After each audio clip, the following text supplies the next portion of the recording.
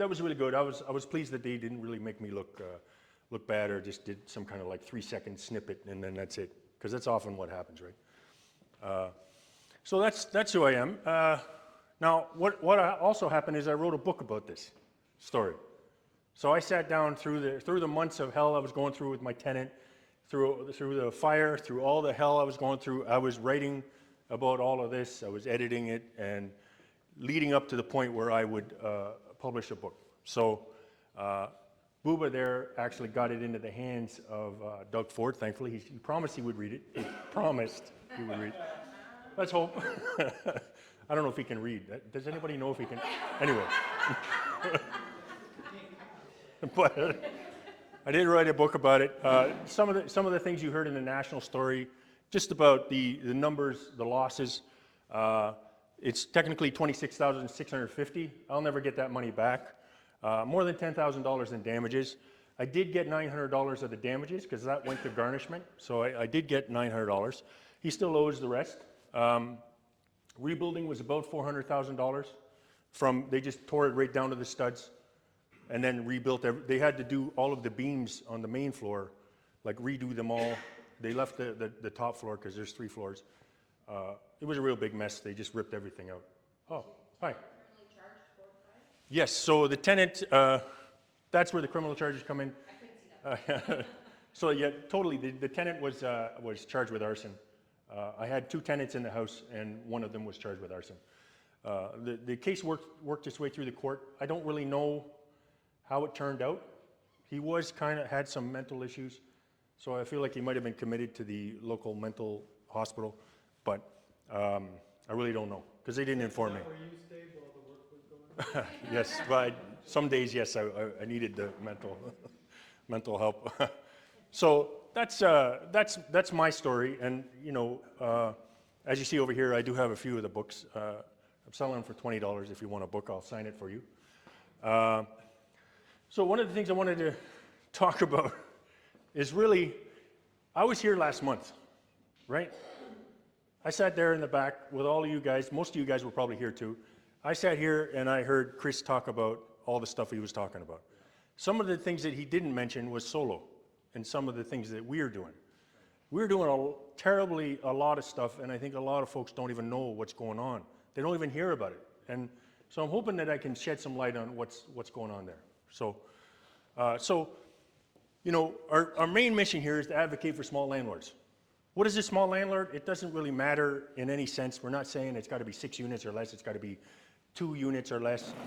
There's no specific number, but a small landlord kind of knows who they are, and they often come to us, and they're in trouble. They need help, and we get a ton of stories of people that just are really struggling with professional tenants. So we just over the 4 years we've been doing this now, we mainly every day, 7 days a week, advocate for small landlords. That's what it's all about. So the key thing we do is the outreach. It's the talking to the landlords. It's the talking to small landlords. We have a number on our site. We have a phone. We have the chairman of Solo, and he picks up the phone when they call, and he talks to them. And if they need something, if we need to go and help them physically attend an eviction maybe, or if we need to go and help them find a paralegal, we need to help them find a pathway to filling out forms, we need to help them with language problems, because sometimes that comes along. Whatever it is that they need, they call in. We are people that they can talk to, and we deal with this every day, every weekend, it's almost 24 hours a day now, like every waking hour for us. It's crazy like that.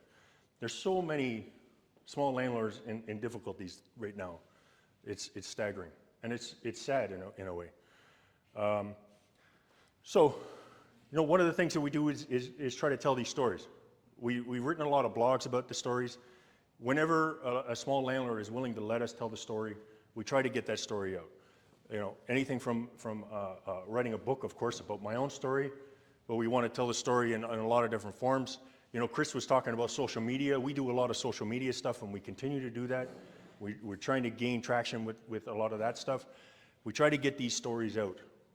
We try to talk to media and get, get that attention, because I think, that's one really big pillar of changing the game here, changing fairness for all of us, is just to, get the stories out and let people know that this is a problem, right?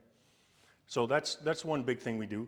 Another thing we do is we have a wiki database online.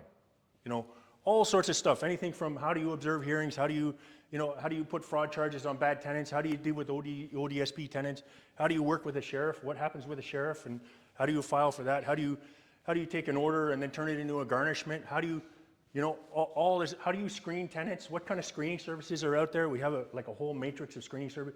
We spend a lot of time trying to build up this wiki for landlords to have some information to work with, right? Because there's not a lot out there, let's face it. For landlords, there's not a lot of information to cater to them in terms of trying to understand how to navigate all of this stuff. So this is one big thing that we work on, and we regularly add information there. These little red dots are new stuff.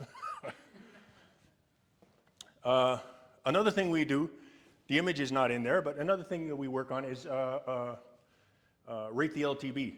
We built this site called ratetheltb.com. Guess what you do there? Can you imagine? So what we built was this database of adjudicators, okay? You see the names of the adjudicators, you click in there, and then you basically can say, well, this adjudicator, we trust that you've observed a hearing, or at least you've been to a hearing of your own. This adjudicator didn't do a good job. This adjudicator did do a good job. This adjudicator was fair. This adjudicator wasn't fair. We have this database of adjudicators, and you can actually click into an adjudicator and understand how they approach things, understand people and what they think of that adjudicator, and ratetheltb.com is one avenue that we can sort of get that word out. And we're trying to build a database of information. So one of the things I think of with that is, okay, I'm going to go into a hearing. You don't know your adjudicator before you're going into the hearing at the LTB. You find out who it is, because right when you get into the waiting room, you find out who your adjudicator is. You quickly come up to rate the LTB, check it out, and then you can see all the ratings and all the comments that people have made, and you can start to get a feel for what that person is like. Are they way pro-tenant? Are they this way? How do they, So the hope is to build enough information to really help landlords understand what they're dealing with as they're walking in. Because literally there is nothing to tell you. Okay, I'm about to see Melchor's. Who is this guy? How long does he take to get orders out? How long, how is he? Is he pro-tenant, pro-landlord? Is he fair? What can I learn about him, right? So Rate the LTB is another thing we do. We also have a membership, which is, as you see there in bad writing, free. I didn't write that. I don't take blame for that. But one of the important things that we do at Solo is we do not ask our small landlords that call us, okay, or come to us or email us. We don't ask for the money right away, We're not American. We don't say, you got to pay us before we're going to help you. So we help our small landlords right away. We have a ton of free resources. We try to keep everything free. And the idea is just, we're going to help you. We're not going to charge you any money. All small landlords come to us and they don't pay anything.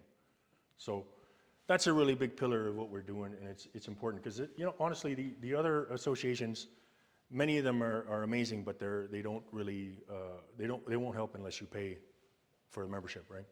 It's just the reality of. How many members do you have? Right now, we have vetted and registered members because we're building a membership database of our landlords. We have now about 2,600. Early on, we started with discussion groups, and the Facebook is the largest mass of users, and that's about 8,100 right now of users.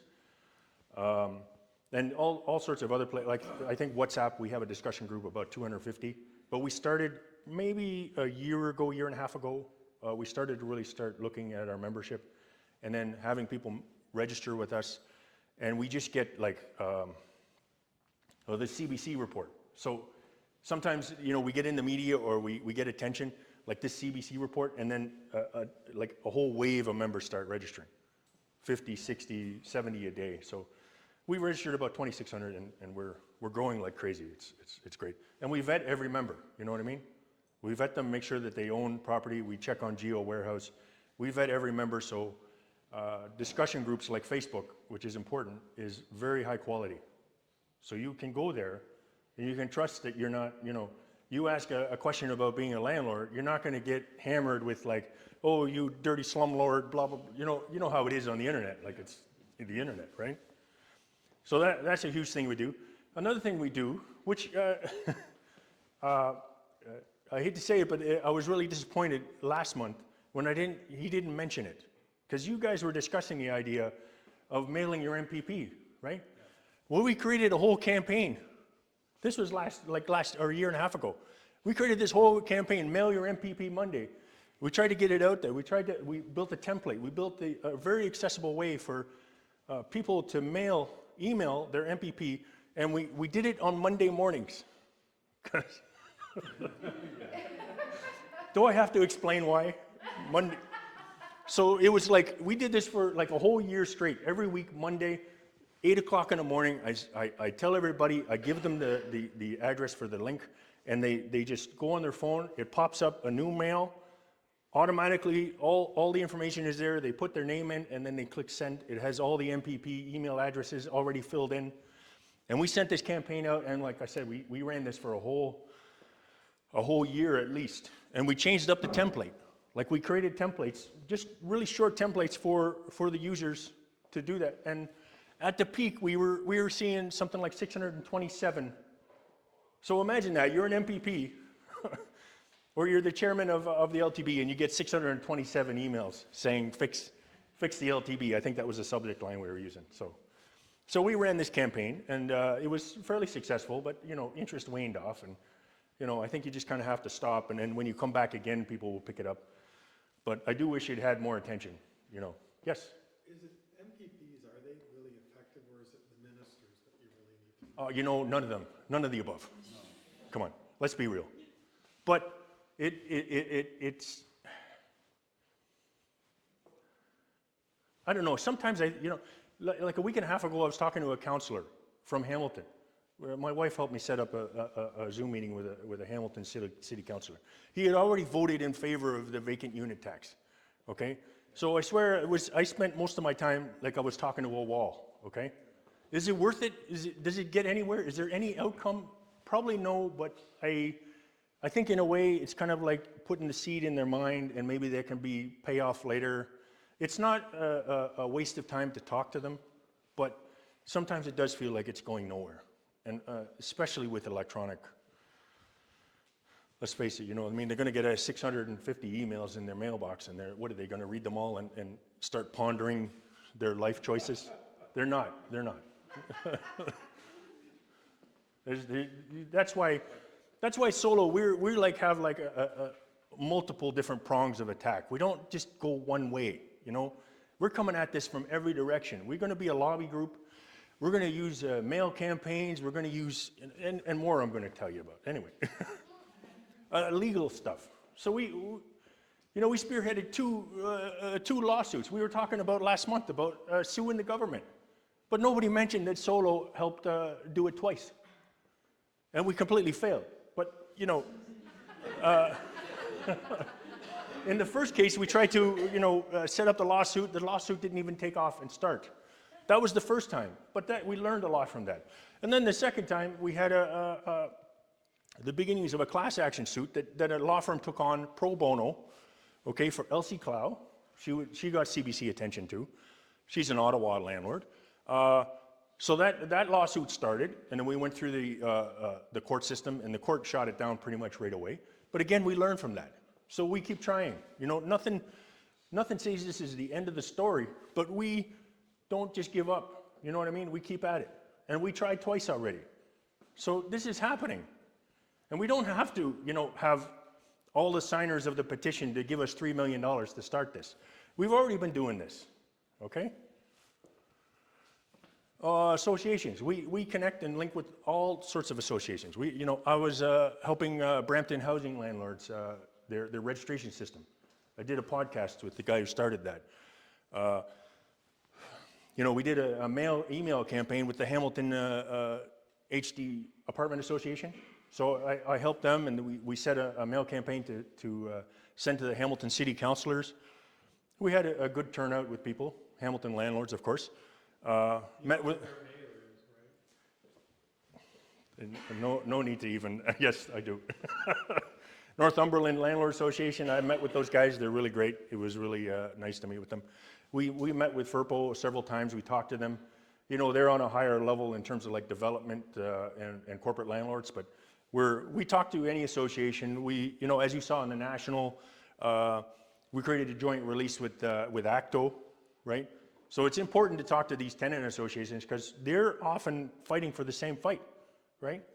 Some of them are not, of course, as you know, but, you know, they recognize that, say, the LTB should run faster, that they should do in-person hearings, that we have the same fight. And when we fight together, we get better, all of us, right? So that's some of what we do. What else? Media attention. Of course, you've seen the national, but we get a ton of media attention. You know, I'm not even the main media guy. We have a media guy. So we're on CBC, Guelph Today, Blog TO, Newmarket Today. We're on all, like, we're constantly getting radio interviews. We're always trying to do media outreach, and we do okay with that, and we really keep working at trying to turn the tide, right? And I think the watershed was this national report, because never have we seen, you know, positive coverage on that level. And if you look at the 2,000 comments on YouTube, we got a long way to go, but yes. Protest, you saw that in the national report. We're out protesting. We've done this several times. We've done it in front of Olivia Chow's office. We've done that in front of Queen's Park. We've done it in front of the LTB offices downtown. We're doing it again on June the 8th and the June the 12th. And I know you guys are all going to be there on June the 8th, but just to let you know, we don't stop. We're still at it, and we're out there protesting. We're creating picket signs. We're getting out there for small landlords, right? And so anybody that walks by, we're doing this at Queen's Park, and all those politicians walk by, and we talk to them, and we push. We just keep pushing, doing whatever we have to do. That's one part of this job too, getting out there and talking to people and dealing with whatever comes at us, because, you know, protest in today's day and age is a little crazy. But so protest is what we do also. Another thing we do, we have a gala every year. Last year we did our first annual gala. We get together a ton of like professionals that provide a lot of really important information to landlords and learning opportunities. And you know, it was sold out completely last year. We expect this year to be sold out too. We're doing this in September. It's coming up, September 28th. So watch for that. We do this every year. Bring everybody together, and you learn a ton of stuff. You meet with each other. You know, this was my book launch last year, by the way, too, in November. What's that? There's food. There's food. Yes, we serve dinner. Yes, I left out the most important thing. There's food. It was good food too, by the way. The hall was really great. They did a great job. So we're going to go back. We're going to go back to the same place, and they're really great. So we do that too. You know what I mean? And much more. We're blogging. We're a lobby group. We're social media stuff. We're you know, studying LTB's internals. We do a lot of LTB hearing, watching from all of our members. They check out what they're doing, checking out their numbers, checking out if they're actually making any progress, which we know they're not making a lot. But, you know, we're very concerned about how the LTB is run and how they approach things. We look at orders and try to find out how orders look and whether LTB adjudicators are professional or not and how they approach their job. You know what I mean? And we help small landlords in that regard. So, you know, we're doing so many things. And I will just point out a comment from Seinfeld did in a recent commencement address. You know, effort always yields positive value, even if the outcome is absolute failure. Sometimes it is absolute failure. But this is what the effort is for, because we need to move the needle. We need to change something here for small landlords. So that's the main crux of all of this. You know, I was going to talk about other things like AGIs and some other current matters, you know, especially with AGIs. I don't know if you've heard, Sarah Jama tabled a motion. She's an MPP. She was ejected from the House. She tabled a motion to completely eliminate AGIs, which is really insane. So it's just another example. She's going after large landlords, and if she wins, small landlords lose again, right? A lot of this stuff happens out there, and it's just ongoing, nonstop. The squeezing of small landlords constantly. Vacant unit tax, registration policies, the AGI elimination, things like this is just, it's ongoing, and we just keep fighting the fight. Fight the good fight is all we can really do. So that's really it. I would mention also open room.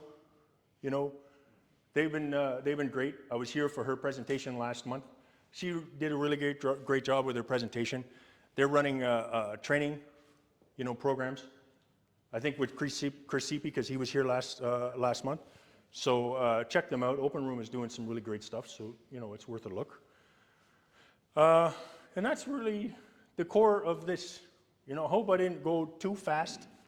You know, I wanted to leave some time for questions because I suspect some of you guys, Booba has some questions too. What's that? Yes, you see, we do so much stuff. I can't even include it all. We've been doing a bunch of webinars, and we have on our site. We archive every webinar that we do, and we run like 2 or 3 a month. We archive them all on our member site, and they're freely available to just play them back. So all members can watch these webinars anytime. And sometimes it's tax stuff. It's how to collect from tenants. It's how to handle investments. Ton of webinars that we're doing. We constantly do webinars now. Yes. All the board members, correct me, are working free. They don't get paid. Yes. The question was, all the board members are working free. Yes, they are. As you can tell from my, non-silk clothing. Yes, we all work basically 7 days a week, all day, every day, for the most part. I have a day job. A lot of us have day jobs. We work free, and we give all of our time as volunteers, and everybody that works for Solo is a volunteer.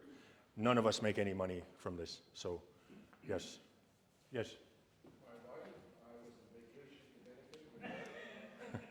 On my data phone, she was answering and replying back to landlord's bosses and everything. That's right. That's typical of us. When Adam rang, I had to take her phone and hide it because she says, "Well, we're just sitting here, we're not doing anything." So, That's the whole point. And that's the thing, And a credit to the spouses. Let's give them a hand. The spouses of the board members, because they endure a lot. Because we really the nonstop barrage of small landlord issues that come at us every single waking hour of every day is like on a level. Every day you realize that you haven't seen everything. We see so much of this now. They come from every avenue, everywhere. So, credit to the spouses that put up with this. And it's hard. It's hard not to just keep going back and trying to do something, trying to help. Even just announcing the fact that I was going to be here, the emails I would get, several of them. And then they finally start to tell their story, right? They tell their story about how, they have a single mother tenant trying to evict a single mother. But this is a single mother that has, had police attention, who has stopped paying rent, has, these are complex things. The nuance in all of this is not so cut and dry sometimes, right? So, yes. How many Facebook members do you have? Facebook members, yes. Registered members, the Facebook members who are Right. So the question was how many Facebook members we have. On our Facebook group, we have 8,100 roughly. And I should mention that when you look at our Facebook group membership, 8.2, so 8,200. But we well over 90% we deny. We actually automatically, if you don't even answer the questions, we just automatically deny access to the group. So we do not let members in really easily anymore. In the early days, it was pretty easy, but we've changed all that to the point where it's very high quality in that group. Yes? I just wanted to say, if you aren't a member of their Facebook group, it really is worth your time. Like Thank you. Yes, But it's like super responsive, it's like no nonsense, it's just the facts, and everybody's very supportive. I would say that alone Yeah, we try our best, and we find out about somebody that's kind of a, you know, we don't want to say tenant, but maybe tenant militant, or somebody who's a disruption in the group. We take them out of the group, and we work really hard to try to keep that space as high quality as possible, because, you know, landlords will help each other. You give them the chance to do it, they will do it. And there are people there from all walks of life, you know. I'm a tech guy, so when people bring up tech questions, I can answer that very easily. You know, other people are more like property investors, property managers, realtors, all kinds of people are in there, and they willingly give answers and help. So it's a great space. Yes? I like your idea about emailing the MPPs, but Yep. on a personal note, that didn't work out very well. They won't meet, they won't answer the phone calls, multiple times. The only thing that actually worked is going directly to the premier, and that worked for us. You actually talked to the premier, or did you We sent a letter to the premier, send? Okay, yeah. and a very nice letter. Of course, very nice. So I'm just throwing it out there to Yeah. you to perhaps, because Yeah. the MPPs are not going to respond. Yeah. So you know Why not go Yeah. directly to the head? he described the fact that so emailing is not really very effective, and you know you sent a letter to the premier, and it was somewhat effective, or you got a chance to reach out to him. And here's the thing with solo, there is nothing off the table. You know, emailing, well, not effective in terms of the outcome, because we didn't change the RTA, but probably pretty effective at annoying MPPs. So, you know, you got to think about what outcome you're after. We have sent so many letters to Doug Ford. We've even met Doug Ford. You know, as you saw in that slide with my book, we got the book into his hands. You know, we send letters to every level of every government at this point. We've sent it to, you know, we've even met to, you know, we met Bill, who's that fellow who was previously the chief of police? Blair. Not Bill Blair, but the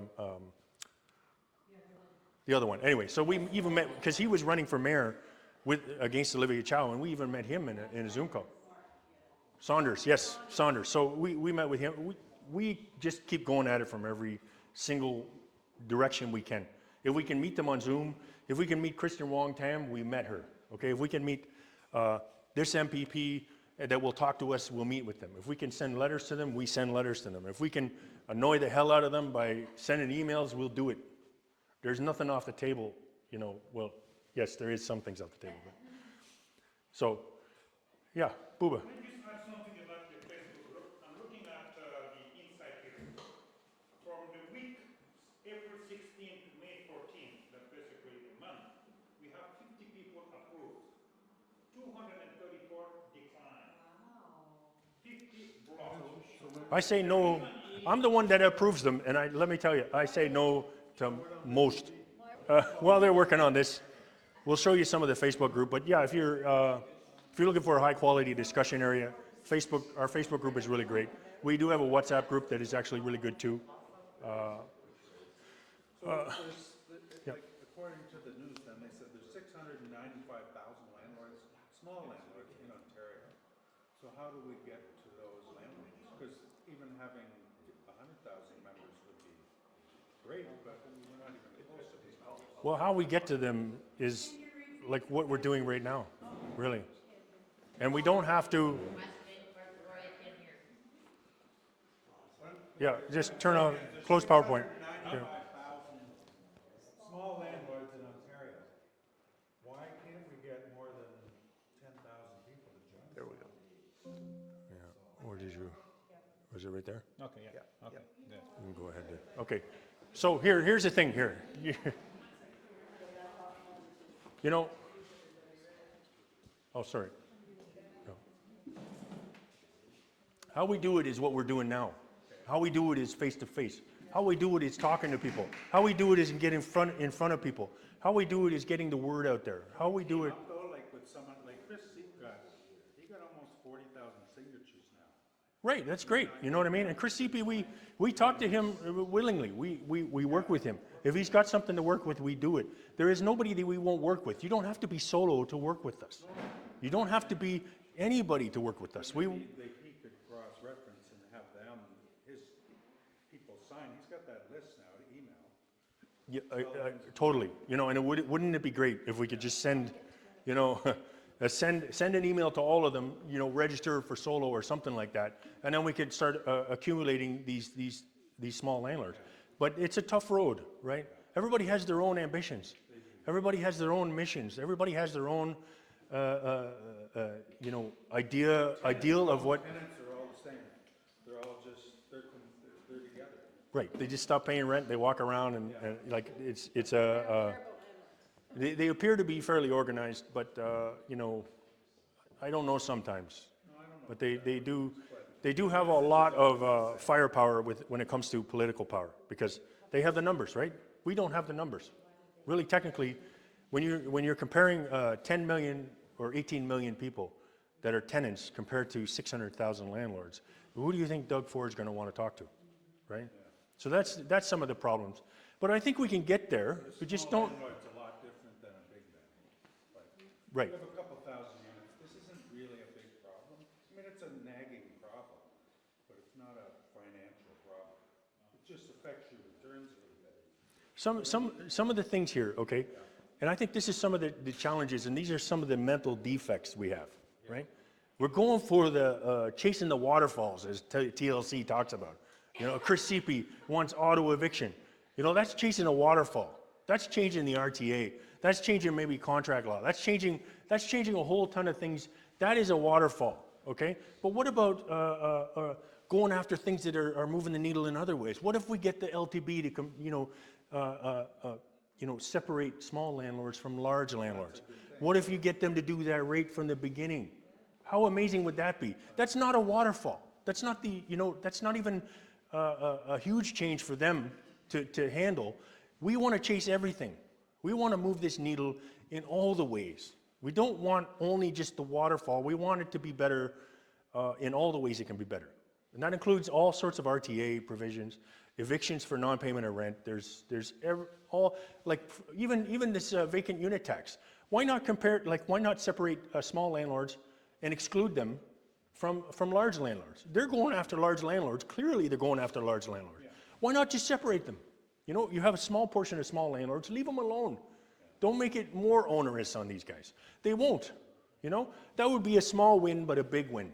A big win for small landlords, right? Yes, I read last week that the province of New Brunswick has completely gone 360 opposite of what we're doing here in Ontario, because they realized that all these things that are hurting landlords are actually hurting tenants, right? Because landlords are leaving the business because they're fed up with all the delays and the costs and the money lost. And so those units now are going to people who are buying them and living in them, not renting them out.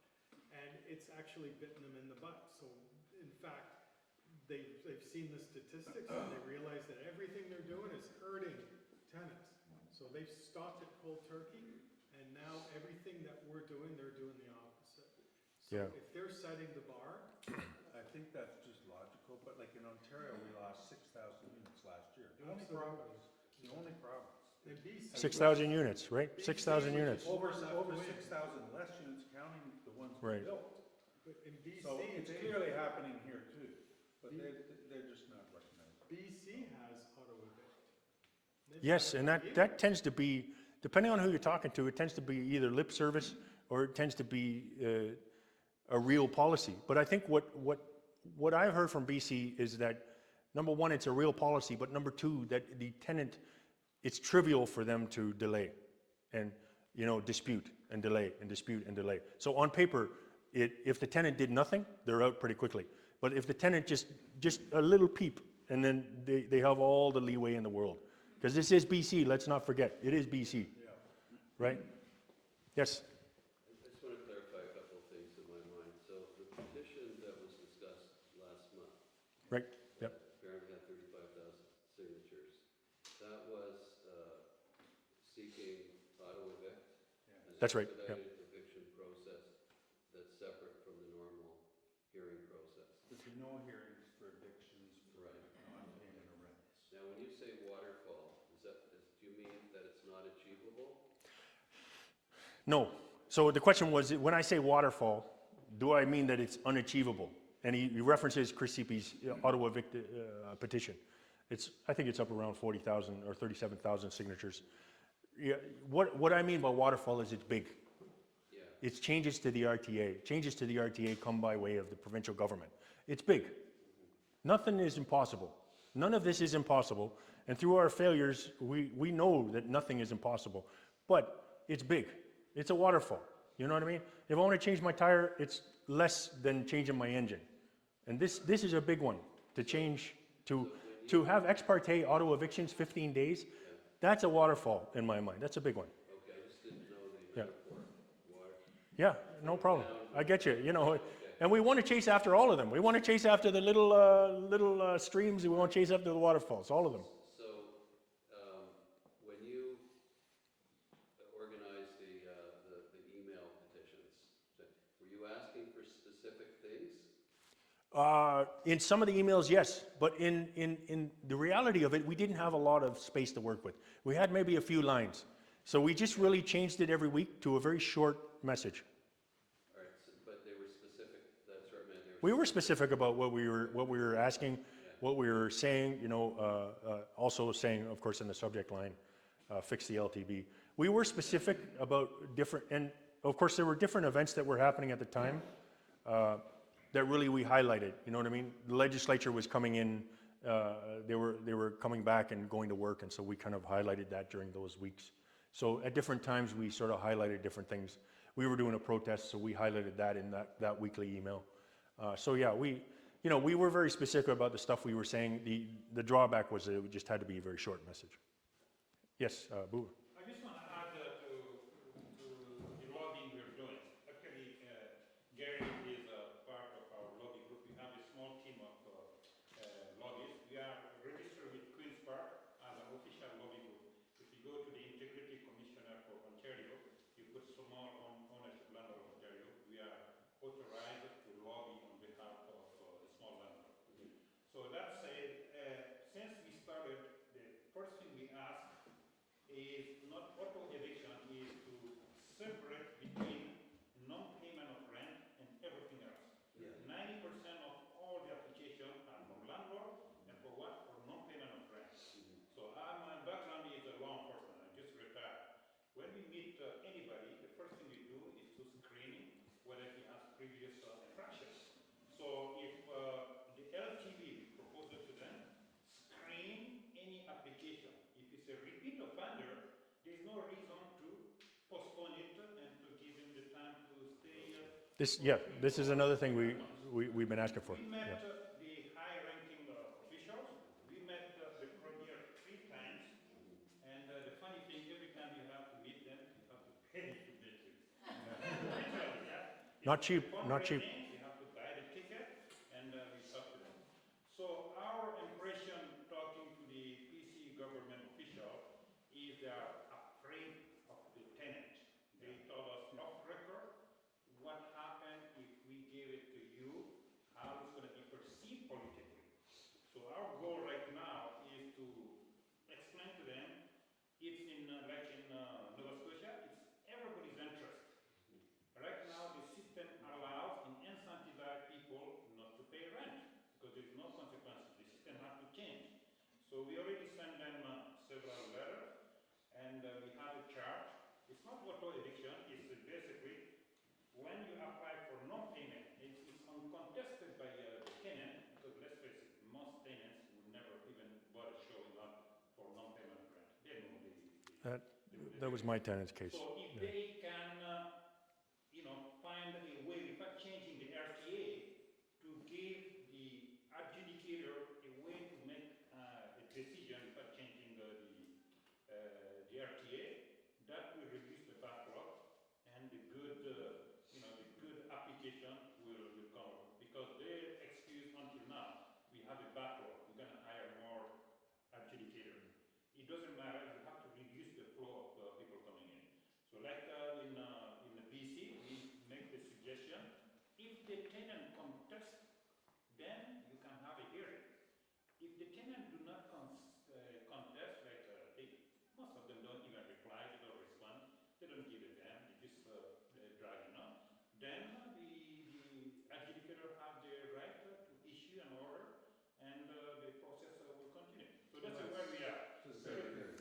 it's problematic also that you would have hearings for non-payment of rent. It's such, when you watch these hearings, these L1 hearings, they're so trivial. Did you pay? No, you didn't pay. You leave. You know what I mean? So these hearings should not exist. They should not happen at all, Well, you you know? don't need an adjudicator if there's no hearing. It could just be a clerical thing, non-payment. Exactly. non- Drop off half of all the adjudicators, right? If I were to Paul Calandra, we met him twice, and the last conversation, and clearly you're aware of it, is he doesn't have quote unquote the time to meet us. So our plan now is to take the landlord who are in his writing to ask him to make a constituent, what do you call it, constituent meeting. He cannot say no to that, and then we will push him. It's a political decision. They are afraid of the tenant group. They are afraid of the press. They are afraid how people are going to say, you guys have a multi-million-dollar property, and there's a housing crisis, and we're going to make it easy to evict. They don't want to have that problem. And all that said, we do want him back in town. We don't want the Liberals or the NDP. No, of course, yeah. They know we are stuck. But it's almost like it doesn't matter because they're all like, even the PCs are bad. They destroyed the LTB, so. PCs, Doug Ford, when he came into power, he, They didn't, but, come on. they'll be ready to throw and everything if you let. But don't sit down, Booba. Show off your stylish clothes here. And Daphne, please stand up. Show off these stylish hats here. Look at this. We have men's and women's sizes. Very stylish. We have these for sale if you're looking for a hat. But Money issue. People ask, why are you doing that? Are you getting paid? No. Why are you doing that quote unquote for free? Well, in every society, some people try to pool the group who are a certain goal. So our pride is when we're helping people. When a distressed landlord calls, we don't give any legal advice. The simple fact that we can listen to him and direct him to the proper professional, get a landlord or talk to this person in your native language so you can get some support. We even physically go to their place and, sometimes we assist when it comes. or another example, a landlord came into I think the WhatsApp group. Someone mentioned about my story. That landlord had a kitchen fire. And so then she calls me. And so then I can tell her all about my experiences when your tenant burns the house and what happens and where do you go? How do you deal with the insurance? How do you deal with the fire department? How do you deal with the on and on and on? I gave her my experience from what happened. And this is part of this sort of community that we build with Solo. You know what I mean? And it doesn't matter who. They don't have to be, under any umbrella. You can be part of this.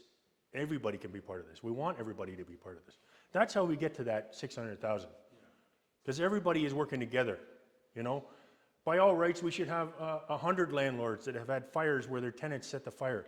And so they can easily get advice on what they have to do. How do I handle this situation? How do I go to the insurance company? How do I find out if I have the right insurance policy? How do I understand what I have to do? Because you think anybody's prepared for when that happens? No, nobody. And it wasn't me either. And the most important thing is we are digital. We are all in social media, we are on email. The majority of the small landlords, they don't have the luxury. Some people don't do Facebook, they don't do email. So the only thing they do is the phone. So we are basically taking so many people who are left out of the system in such a way that the MPPs now, when they're getting a constituent who is a landlord, asking them, okay, the LTV is not doing their job, they send it to us.